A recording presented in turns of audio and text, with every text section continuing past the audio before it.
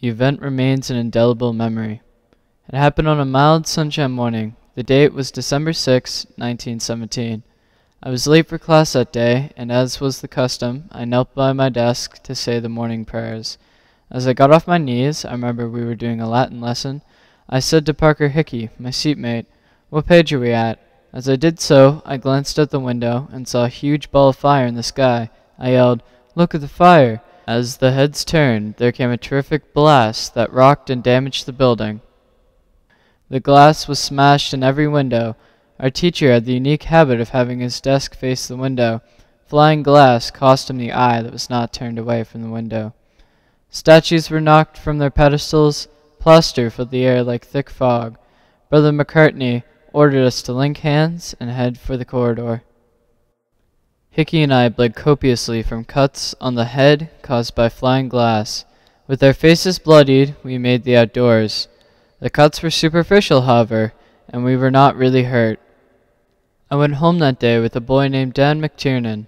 He lived on Campbell Road, which was an extension of Barrington Street of North Street.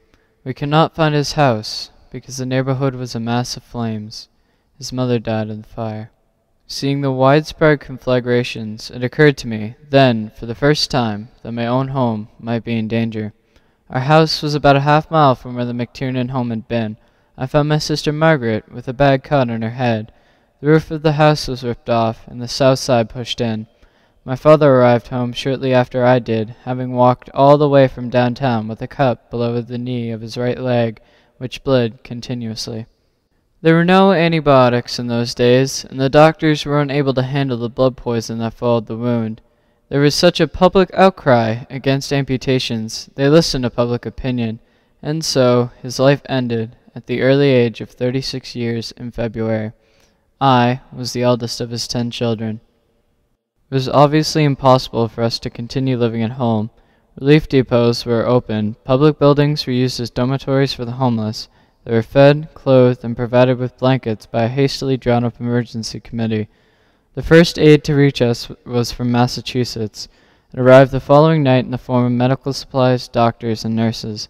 Halifax should never forget Massachusetts. Schools were repaired and converted into hospitals and morgues. The grief that followed as people sought missing loved ones is, to me, indescribable. The great joy when they found the ones they sought in hospital, when, however, they found them in morgues. Their grief was inconsolable.